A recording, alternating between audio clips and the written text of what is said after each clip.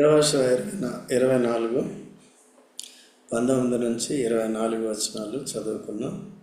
వాటిని ధ్యానించుకుని ముగించుకుందాం. యవనస్తుల కూడిక. అందుకు యెహోషువ, యెహోవా పరిశుద్ధ దేవుడు, రోషము గల దేవుడు. ఆయన మీ అపరాధములను మీ పాపములను పరిహరింపనివాడు. మీరు ఆయనను సేవింపలేరు. ఇక్కడ పై వచనాల్లో 15వ వచనంలో యెహోషువ ఏమని సాక్ష్యం ఇస్తున్నాడంటే, నేను నా ఇంటి వారు యెహోవాని సేవించాను. మీ ఇష్టం, మీరు ఆలోచించుకోండి అంటే వాళ్ళు కూడా ఏమన్నారు, మేము కూడా యెహోవాని సేవిస్తామని చెప్పారు. అయినప్పటికీ కూడా యెహోషువకి నమ్మకం కుదరట్లేదు కదా. మొట్టమొదటిగా సేవకుడికి నమ్మకం కుదరాలి. ఇప్పుడు మీరంతా ఉన్నారనుకోండి, మీ భక్తి విషయంలో నాకు కూడా నమ్మకం కుదరాలి. ఓకే, దేవుడు డైరెక్ట్గా డీల్ చేస్తాడు. దేవుని చేతిలో పడకుండా నీకు ఇక్కడే క్రమశిక్షణ నేర్పిస్తామన్నమాట. శ్రద్ధ ఎలా చూపించాలనేది నేర్పిస్తాం. సో ఇక్కడ సేవకుడు చెప్పిన మాటలు వినకపోతే దాన్ని పక్కన పెడితే డైరెక్ట్గా దేవుడు డీల్ చేస్తాడు. దేవుడు డీల్ చేసినప్పుడు చాలా కష్టంగా ఉంటుంది. ఓకేనా? అందుకని ఏం చేయాలి? దేవుడు మాట్లాడిన వెంటనే వాక్యం ద్వారా మనం శ్రద్ధగా విని దాన్ని గైకొనాలి. ఏదో అప్పుడప్పుడు కాకుండా రెగ్యులారిటీ అనేది ఉండాలి. ఫిజికల్ విషయాల్లో శరీర సంబంధంగా అన్ని రెగ్యులారిటీ పాటిస్తాం. ఈవెన్ మీ డ్యూటీకి కూడా ఎంత శ్రద్ధ చూపిస్తారంటే, అది నైట్ అయినా వెళ్ళిపోతారు కరెక్ట్ టైంకి, నైట్ మిడ్ నైట్ అన్నా వస్తారు. కానీ దానికి నేను 1 గంటన్నరకు 2 గంటలకు 3 గంటలకు వచ్చి పండుకున్నాను కాబట్టి నెక్స్ట్ డే కూడా పండుకుంటాను, శరీరానికి రెస్ట్. కానీ వాక్యం చదవను, ప్రార్థన చేయను, మీటింగ్ ఏమైనా ఉంటే రాను. ఇదేం భక్తి ఇది? అది ఇశ్రాయేలుకి ఉండే భక్తి. యెహోషువకి సేవకుడికి ఏమన్నా నమ్మకం ఉందా? ఆయనకి పదే పదే ఇదంతా వృత్తాంతం అంది చెప్పాడు. దేవుడు వాళ్ళని ఎట్లా ఇశ్రాయేల్ని ఐగుప్తు నుంచి విమోచించాడు, వారి మధ్యలో ఎటువంటి కార్యములు చేశాడు, అవిధేయులైన వారిని ఏ విధంగా శిక్షించాడు, ఏ విధంగా వారు చనిపోతూ వచ్చారు, తిరిగి యవనస్తులైన మిమ్మల్ని యోర్దాను దాటించి మిమ్మల్ని మీ ఎడల ఎటువంటి కార్యాలు చేశాడు, ఎటువంటి విజయాలు ఇచ్చాడు, ఈ యొక్క మీ స్వాస్యాన్ని అంతటినీ కూడా మీకు ఇచ్చాడు కదా. ఇచ్చిన తర్వాత ఏం చేయాలి? మేలు పొందిన తర్వాత మర్చిపోతాం, నిర్లక్ష్యం అనేది వస్తుంది. పౌలు అంటాడు, ఏమై ఉన్నాను అది దేవుని కృపే అన్నాను. ఎక్కడుంది? 1 కొరింథీ 15:10 చదవండి త్వరగా. 1 కొరింథీ 15:10 త్వరగా చదవండి. ఎవరైనా సరే, ఆన్లైన్ ఆఫ్లైన్. అయినను నేనేమై ఉన్నాను, దేవుని కృప వలననే అయ్యున్నాను. కృప కాలేదు కానీ ప్రయాసపడినది నేను కాను, కృప. చూసారా? దేవుని కృప ద్వారానే ఏమై ఉన్నాను. నేను భౌతిక విషయాల్లో కానీ ఆత్మీయ విషయాల్లో కానీ అన్ని విషయాల్లో కూడా నేను జయ జీవితం కలిగి ఉంటున్నాను అంటున్నాడు. చూడండి, ఫిలిప్పీలకు రాసిన పత్రిక 4వ అధ్యాయం 12వ వచనం 11వ వచనం 11 నుంచి చదవండి. 4:11 నుండి. నాకు కొదువ కలిగినందున చెప్పుటలేదు, ఏ స్థితిలో ఉన్నాను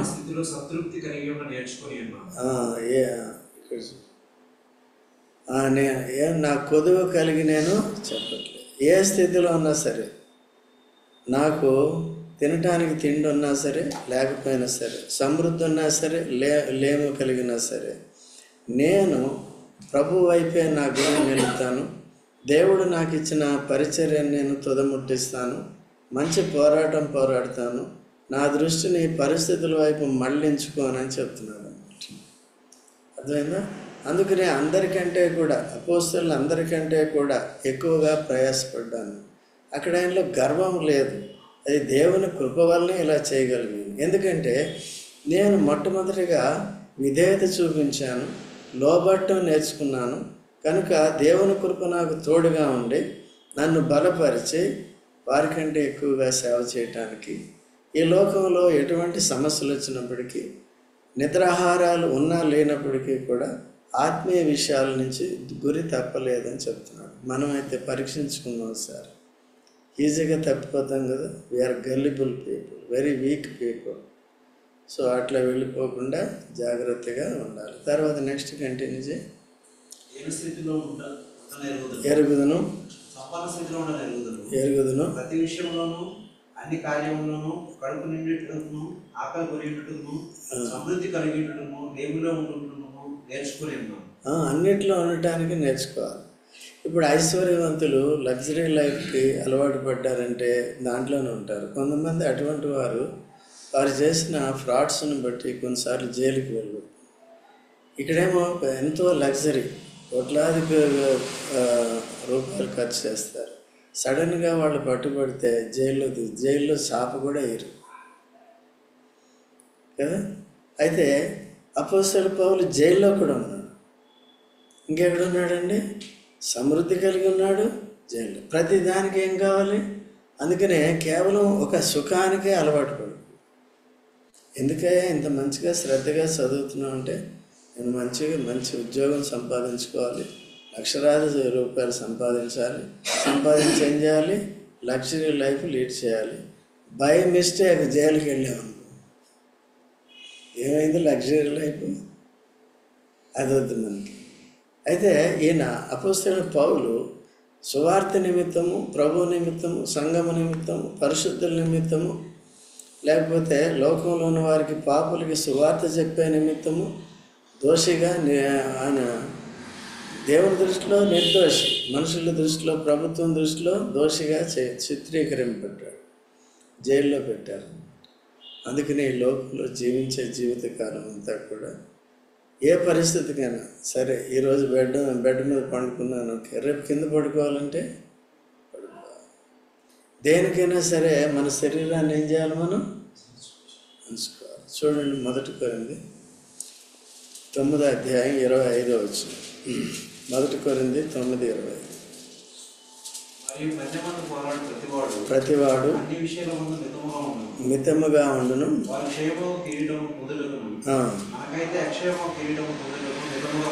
ఉన్నాము. తర్వాత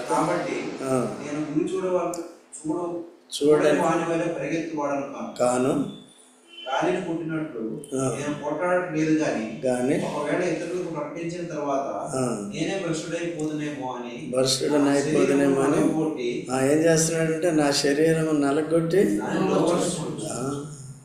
లోపరుచుకుంది కదా. మన శరీరాన్ని కూడా మనం ఏం చేయాలి?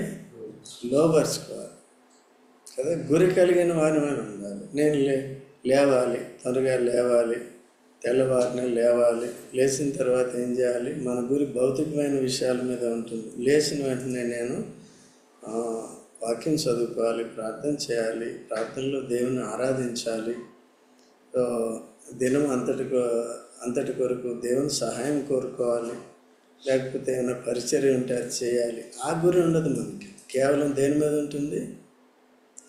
కరెక్ట్గా కాలేజీకి వెళ్ళే టైము, డ్యూటీకి వెళ్ళే టైము, ఆ టైము. ఇక కావాలంటే కొద్దిగా లేటుగా కూడా లేస్తాం, కొన్నిసార్లు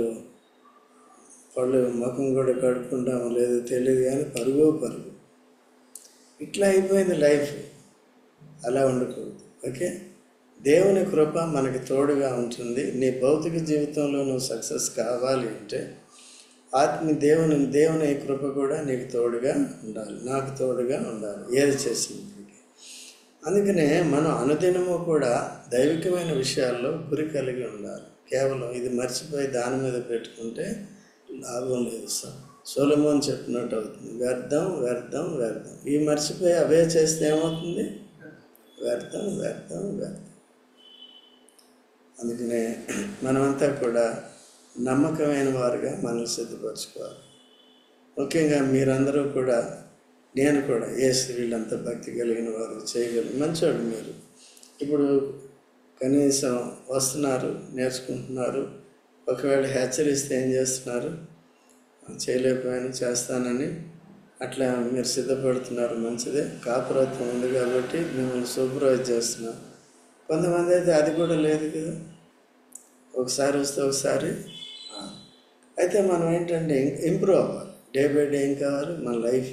మనం కూడా ఆదివారం ఎప్పుడు విన్నాం కదా, నీ జీవము అంతలో కనబడి అంతలో నేను. ఆత్మీయ విషయాలన్నీ ప్రభుని పక్కన పెట్టి నేను భౌతిక విషయాలే చేస్తానంటే ఏం చేస్తా? బుడగలు అంటాడు, చిన్న హోల్ పడిందంటే ఏమవుతుంది? గాలి అంతా దిగిపోతుంది. అదే వాటి జోలికి వెళ్ళకూడదు. అర్థమైందా? ఇది చేయాలి, ఇది చేసి అది కూడా చేసుకోవాలి. దీనికి కొద్దిగా క్రయం చెల్లించాలి. శరీరాన్ని ఏం చేయాలంటే ఆత్మీయ విషయాలకి లోపరుచుకునేది నేర్చుకో. చూడండి, 1 కొరింథీ 10వ అధ్యాయము 5వ వచనం. 1 కొరింథీ 10వ అధ్యాయము 5వ వచనం. అయితే వారిలో ఎక్కువ మంది దేవునికి ఇష్టలుగా ఉండకపోయింది. 2 కొరింథీ 10:5. 2 కొరింథీ 10:5.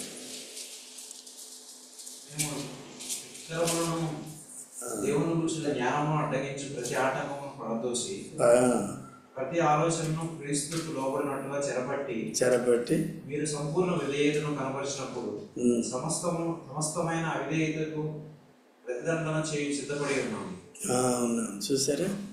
వితర్కాలన్నిటినీ కూడా క్రీస్తుకు విరోధమైన ఆలోచన జ్ఞానాన్ని అంతటినీ కూడా చెరపట్టి తీసుకురావాలి కదా. మనం కూడా ప్రార్థన చేసుకోవాలి. మనకి దైవికమైన విషయాలకి విరోధమైన తలంపులే వస్తూ ఉంటాయి. అనేకసార్లు అనుమానాలు కూడా వస్తాయి సత్యం తర్వాత ఏంటని.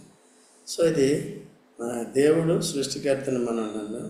సృష్టికర్త యేసు ప్రభు రక్షకుడిగా వచ్చాడు, సత్యం. మన పాపాల గురించి చనిపోయి తిరిగి లేచాడు, సత్యం. ఇవన్నీ తెలుసుకోవడానికి మన ఆధారం దేవుని వాక్యం కాబట్టి ఇది సత్యం. పరిశుద్ధాత్మ ద్వారా భక్తులు ప్రేరేపింపబడి రాయబడింది. ఒక పొల్లైనా కూడా ఇది పోదు కాబట్టి సత్యం. కనుక అది శాశ్వత కాలం ఉండేది, ఇది తాత్కాలికం ఉండేది. తాత్కాలిక జీవితాన్ని శాశ్వతమైన వాటి కొరకు ఎక్స్చేంజ్ చేసుకోవాలి. అయితే భౌతిక జీవితం మీరు చదువుకోవాలి, మంచిది, ఐఐటి రాయాలి, ఇవన్నీ చేయాలి. దానికి కేవలం దాని మీదే నువ్వు గురి కలిగి ఉంటే, ప్రభు సహాయాన్ని కోరుకోకపోతే ఏమవుతుంది? అక్కడ కూడా ఒకవేళ వస్తుంది, అది వస్తుంది, ఇంక ఈ శాశ్వతమైనవి పోతూ ఉంటాయి. దేవుడేమి అంత సంకుచితమైన వాడు కాదు. నువ్వు దాని కొరకు ప్రయాసపడుతున్నావు, పడని వదిలేస్తాడు. తర్వాత ఇప్పుడు ఎప్పుడైతే శాశ్వత కాలంలోకి ఇటర్నిటీలోకి ఎంటర్ అవుతామో అప్పుడు మనం చేసిన పొరపాట్లు అక్కడ మనం సరి చేసుకోవటానికి లేదు. అందుకనే బుద్ధి వచ్చిన వారు, జ్ఞానవంతులైన వారు జాగ్రత్తగా వాక్యాన్ని విని శ్రద్ధగా చూసుకోవాలి. అది చదువుకో, దానికి టైం అయ్యి, ఎక్కువ టైం అయ్యి, బట్ దీనికి ఇవ్వాల్సిన కొద్ది టైం అన్నా ఏం చేయాలి? ఇచ్చేది నేర్చుకోవాలి. వింటున్నాం? అది సంగతి. కాబట్టి ఇక్కడ వద్దాం, మళ్ళీ వస్తాం.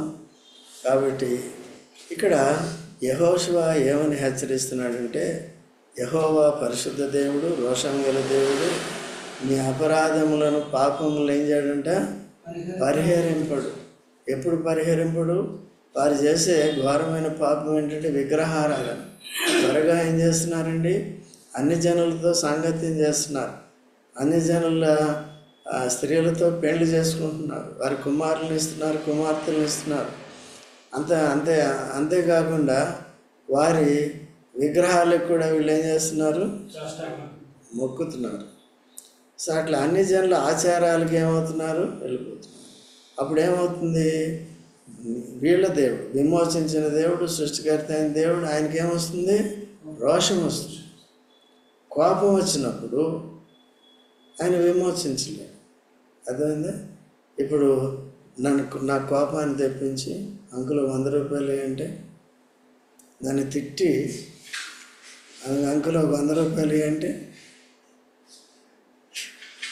అట్లా ఉంటుంది అన్నమాట. మన దేవునికి రోషాన్ని పుట్టించే క్రియలు చేసి ఆయన వేరే దేవతలను మొక్కి వ్యభిచారులు, ఆత్మీయ వ్యభిచారంలోకి వెళ్ళిపోయి, మరి వాళ్ళేమేవరు, ఆ విగ్రహాలు ఏమేవో, ఇచ్చేదంతా ఎవరండి? నీకు బతుకుతున్నావు అంటే నీకు గాలి ఇస్తున్నాడు. గాలి కొన్ని క్షణాలు లేకపోతే ఒక తబ్బిబ్బు అయిపోతావు కదా, నీకు తెలుసు. అప్పుడప్పుడు శ్వాస సరిగ్గా ఆడకపోతే ఎట్లా ఉంటుంది? ఇదంతా ఎవరు ఇస్తున్నారు? విగ్రహాలు ఇస్తున్నాయి. ఎవరు? భూమి ఆకాశం సృజించిన దేవుడు, మొదటిగా భూమి మీద గాలిని విడిచిన దేవుడు దాన్ని బిగబట్టకుండా కొనసాగిస్తాడు. అయితే మహాశ్రమల కాలంలో 4 దిక్కుల నుంచి 4 దూతలు బిగబడతాయంట. గాలి రాదు. ఏమవుతాయండి? జీవరాశులని. అది మనుషుల కొరకు ముఖ్యంగా చనిపోతారు. ఇటువంటి భయంకరమైన పరిస్థితులన్నీ ఇవి ప్రవచన వాక్యంలో రాస్తున్నాయి, జరుగుతాయి. కాబట్టి జాగ్రత్తగా ఉండేది నేర్చుకోవాలి. ఇశ్రాయేల్ వలె ముఖ్యంగా యెహోషువకున్న అనుమానాలు ఉండకూడదు. అర్థమవుతుందా? నేను యాకోబు అంతేనా? అదేగా నా ఇష్టం వచ్చినట్టు నేను చేస్తా, ఏ టైం ఎప్పుడు వస్తాను. అంతేగాని శరీరాన్ని ఏం చేయట్లేదు, మనం లోపరుచుకోవాలి. డిసిప్లైన్ అది నేర్చుకోవాలి. క్రమశిక్షణ అనేది నేర్చుకోవాలి. Hour God is a God of discipline. ఆయన క్రమశిక్షణ కలిగిన వాడు, క్రమశిక్షణ కోరుకునేవాడు. ఓకే అండి. సో తర్వాత 20వ వచనం చూద్దాం. మీరు యెహోవాను విసర్జించి అన్ని దేవతలను సేవించినట్లు ఆయన మీకు మేలు వాడైనను మనసు చూసారా? విగ్రహాల వైపు వెళితేనే మేలు చేసే దేవుడు ఏం చేస్తాడు? ఇక్కడి నుంచి కీడు చేస్తాడు. అంతే. కాబట్టి మేలు మంచిదా, కీడు మంచిదా? జాగ్రత్తగా ఉండాలి. తర్వాత 21 జనులు అట్లు కాదు మేము ఎప్పుడు అంటున్నారండి ఈ మాట? కీడు చేస్తాడు, మేలు చేయడం మానేసి కీడు చేస్తాడు అనేవారు భయం వేస్తుంది. అంతేగాని స్వచ్ఛందంగా రావాలి కదా. మేలు చేసినా కీడు చేసినా ఏం చేసినా చూడండి. రోమా 8:28. రోమా 8 త్వరగా చదవండి. రోమా 8:28. దేవుని ప్రేమించు వారికి అనగా ఆయన సంకల్పము చొప్పున పిలువబడిన వారికి మేలు కలుగుటకై సమస్తమును సమకూడి జరుగుతున్నది. మేలు కలుగుటకై సమస్తమును ఏమవుతున్నాయండి? సమకూడి జరుగుతుంది. యోసేపుకి మేలు కలిగే ముందు ఏమొచ్చింది? కీడు వచ్చింది. అన్నదమ్ములు ద్వేషించారు, గుంతలో వేశారు, మళ్ళీ ఐగుప్తుకి అమ్మేశారు. ఐగుప్తులో బానిసగా ఉన్నాడు. అమ్మగారు ఏం చేసిందండి? తప్పు చేయాలని అడిగింది, చేయకపోతే నీతిని కాపాడుకున్నాడు. దైవ భయం కలిగి పవిత్రతను కాపాడుకున్నాడు. యవనేచ్ఛల నుంచి పారిపోయాడు. జైల్లో పెట్టేసి జైల్లో ఉన్నాడు. అంతా అయిపోయిన తర్వాత ఏమైంది? అప్పుడు విడిపించి సింహాసనం ఎక్కించాడు. ఇప్పుడు ఎవరైతే తన్ని హింసించారో, ఎవరైతే బాధ పెట్టారో వారంతా తన అధికారం కిందకి వచ్చారు లేదు. మరి ఆయన తిరిగి పగ తీర్చుకున్నాడు వాళ్ళ మీద. పొతిఫర్ భార్య మీద తీసుకున్నాడు.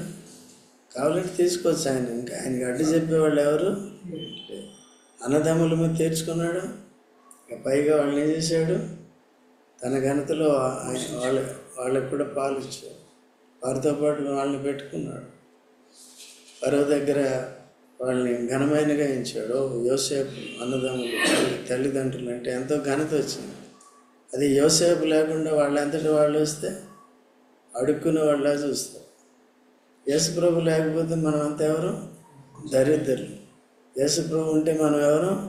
ఆత్మీయ ధనవంతులు. అలాగే ఉండాలి. దిక్కులేని వారం కాదు మనం. అప్పుడు దిక్కులేని వారం యేసుప్రభు లేకపోతే.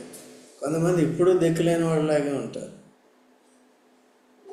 ప్రార్థన చేసిన వెంటనే వినే దేవుడు మనకున్నాడు అంటే ఆ మనసు, ఆ శ్రద్ధ అనేది మనం జాగ్రత్తగా పెట్టాలి.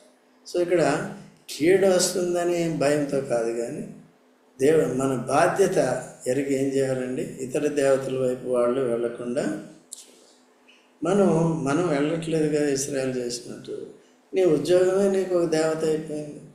అది ఉంది కాబట్టి నేను చదవను బైబిల్, అది ఉంది కాబట్టి నేను రాను, ఇక్కడికి మీటింగ్కి రాను అంటే ఎవరిని దేవత?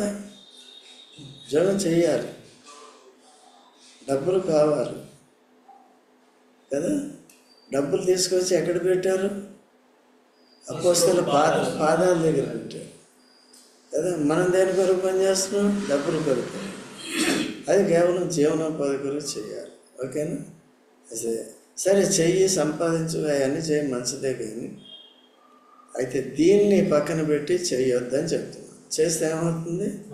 ఆ జీవనాధారం కూడా కొట్టివేయబడుతుందని అంతకుముందు చదువుతుంది. జీవనాధారం కూడా ఏం చేస్తాడు?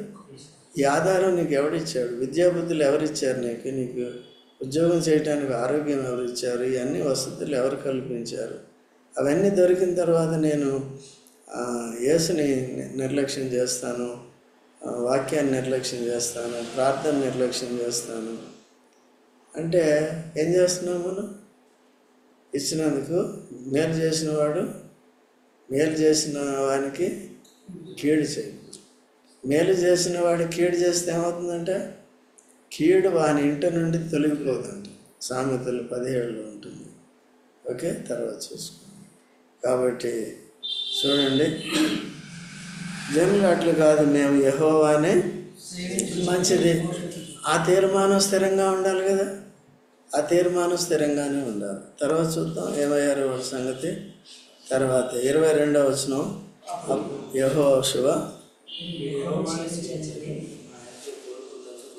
యెహోవానే సేవించదమని ఆయనను. చూసారా, మీరు కమిట్ అయ్యారు. అందుకనే మనం ఏం చేయాలంటే దేవుడు హెచ్చరించినప్పుడు కనీసం మనసులోనూ బాహాటంగానూ ఒక తీర్మానం చేసుకోవాలి. ప్రభువా, నేను ఇశ్రాయేలు వలె అట్లా చెయ్యను. ఇశ్రాయేలు తీర్మానం చేసుకున్నారు కదా, నేను కూడా తీర్మానం చేసుకుంటున్నాను. నీకు ఇవ్వాల్సిన సమయం నీకు ఇస్తాను. నేను వాక్యంతో ఆరంభిస్తాను, ప్రార్థనతో ఆరంభిస్తాను. వాక్యం ప్రార్థనతో ఆరంభిస్తున్నాను అంటే యేసు ప్రభుతో ఆరంభిస్తున్నాను. అప్పుడు యేసు ప్రభు దగ్గర నుంచి ఆయన కృప మనకి ఫ్లో అవుతుంది. కృప అంటే పౌలు చెప్పిన సాక్ష్యం మనం చెప్తాం. అన్ని పరిస్థితుల్లో నేనేం చేస్తాను? జయించగలుగుతాను, నిలకడగా ఉండగలుగుతాను కదా. అట్లా తర్వాత 23వ వచనం, అలాగైతే మీ మధ్య అన్ని దేవతలను తొలగిద్రోసి ఇశ్రాయేలు దేవుడని యెహోవా తట్టు మీ హృదయం తిప్పుకుని నిలిచేయండి. అబ్బా, బయటపెట్టాడా లేదు? ఇప్పుడు వాళ్ళ దగ్గర ఏమున్నాయంట? విగ్రహాలు ఉన్నాయి. అందుకనే ఇంత శ్రద్ధ తీసుకుంటున్నారు. వాళ్ళు విగ్రహాలను పెట్టుకుని ఏం చేస్తున్నారు? మేము యెహోవానే సేవ చేయాలి. దొంగ మాటలు కదా. విగ్రహాలను ఏం చేయాలండి? మనం పక్కన తీసి పాడేయాలి. ఇంకా అది అందుబాటులో ఉండకూడదు మనకి. మారు మనసు అంటే అదనమాట. అందుకనే అయితే సరే, మీరేం చేయండి? ఇప్పుడు అన్ని దేవతలను తొలగద్రోసి ఇశ్రాయేలు దేవుడైన యెహోవా తట్టు మీ హృదయమును వాటన్నిటి తొలగించుకోండి. సో ఇప్పుడు మనలో ఉన్న దేనికైతే ఎక్కువ ప్రాధాన్యత ఇస్తున్నామో ఆత్మీయ విషయాలకి ఆటంకరంగా ఉన్నాయి, వాటన్ని, ఆ విగ్రహాలన్నింటినీ ఏం చేయాలి? తొలగద్రోసేయాలి. అంటే తీసి పారవేసేయాలి. ఇది యాబ్స్ట్రాక్ట్, కనబడింది, ఇంటాంజిబుల్, కనబడింది, తాకనిది. మన స్వభావాన్ని సరి చేసుకోవాలి. ఓకే, విగ్రహం అంటే టాంజిబుల్, అదే ముట్టవచ్చు, దాన్ని తాకవచ్చు, దాన్ని తీసి ఈజీగా పారేయచ్చు. ఇప్పుడు నీలో నాలో ఉన్న అవిధేయత స్వభావం, దాన్ని ఏం చేయాలని మనం? అది కనపడదు, దాన్ని తొలగించుకున్నట్టు ఎట్లా తెలుస్తుంది? నెక్స్ట్ డే, ఇప్పుడు రేపు మీరు ఏ టైంకి వస్తున్నారు, రేపు మీటింగ్, దాన్ని పెట్టండి. అసలు వస్తావో రాదో దాన్ని పెట్టండి. పొద్దున్న లేదు చదివి నాకు మెసేజ్ పెట్టేవో లేదు, దాన్ని పెట్టండి. అర్థమైందా? చాలామంది బలత్కారంతో కాదు కదా, స్వచ్ఛందంగా పెట్టాలి. అంతేనా? చాలా కరెక్టే చెప్తున్నాను. అట్లా ఇశ్రాయేలు అట్లా చెప్తే ఇప్పుడు దేవుని సహాయం లేకుండా మనం ఏం సాధించగలం చెప్పండి? సో అందుకనే అంత వ్యర్థమైపోతుంది. అలా లేకుండా ఉండాలి. ఓకేనా? మంచోడు మీరు. 24వ వచనం చదవండి. జనులు మన దేవుడైన యెహోవానే సేవించుదాము, ఆయన మాటే విందుమని యెహోషువతో చెప్పారు. చూసారండి? అందుకు జనులు ఏమని చెప్పారు? సేవించదము,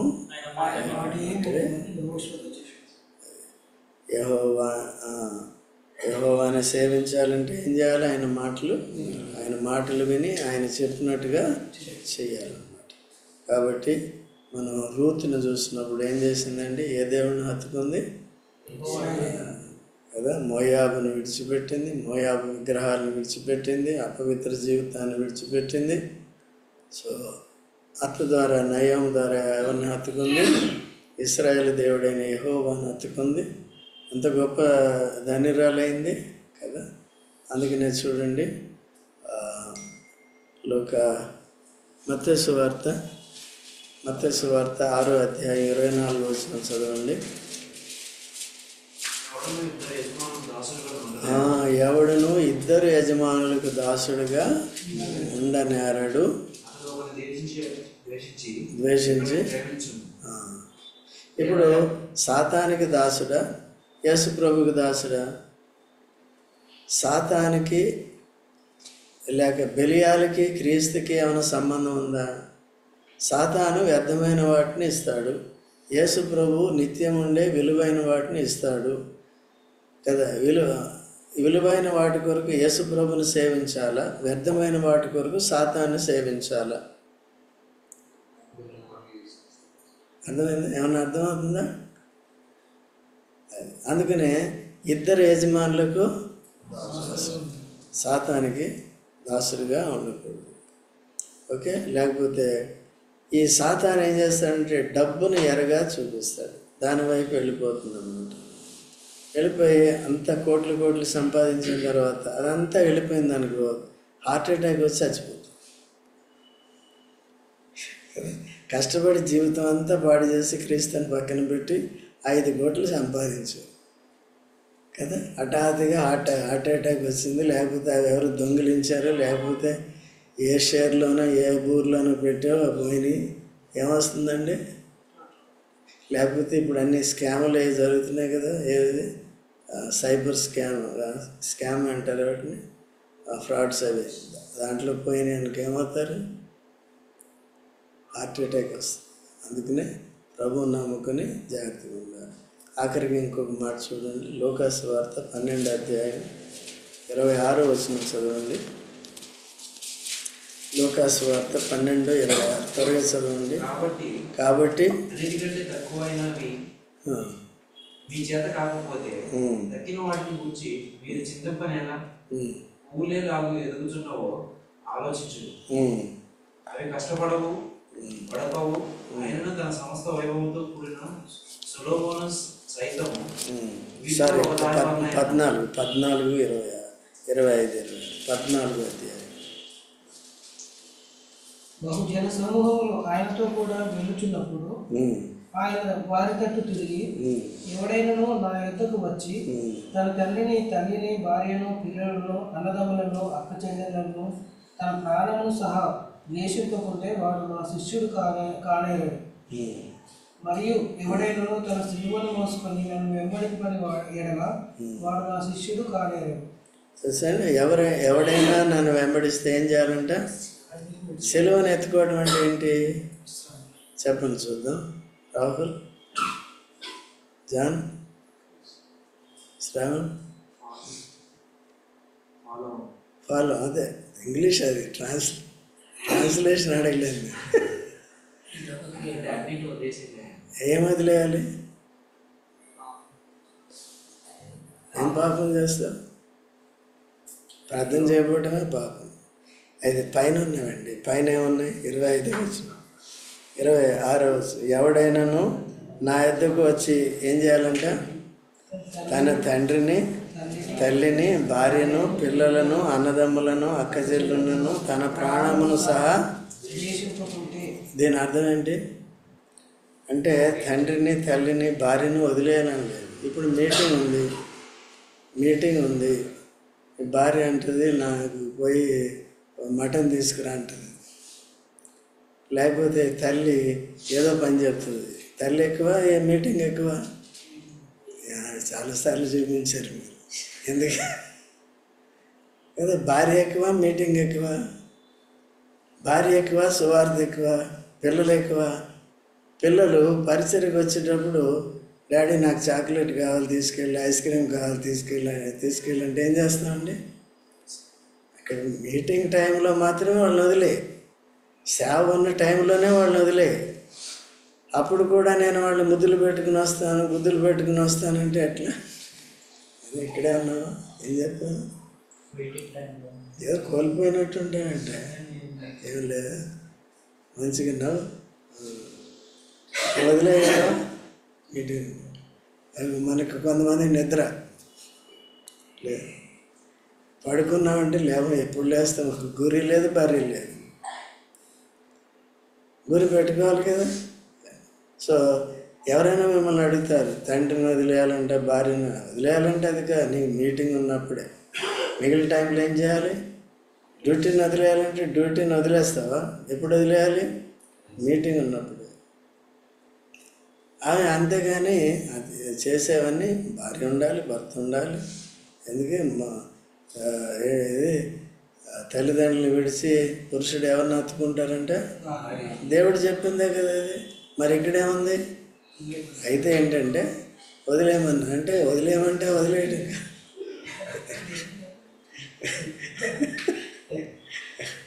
ఎప్పుడు వదిలేయాలి? నీ ప్రాణాన్ని కూడా. నీకు అర్జెంటుగా ఏదో వచ్చింది, అందుకనే పౌలు అంటాడు, సువార్త నిమిత్తము నా ప్రాణం నాకు ఎంత మాత్రము లేదు. యేసు ప్రభువే తన ప్రాణం తనకు ప్రియమైంది కాదు, తన ప్రాణాన్ని మన కొరకు పెట్టాడు. మనం ఎవరి కొరకు పెట్టాలి? చాలా పెట్టాం మనం.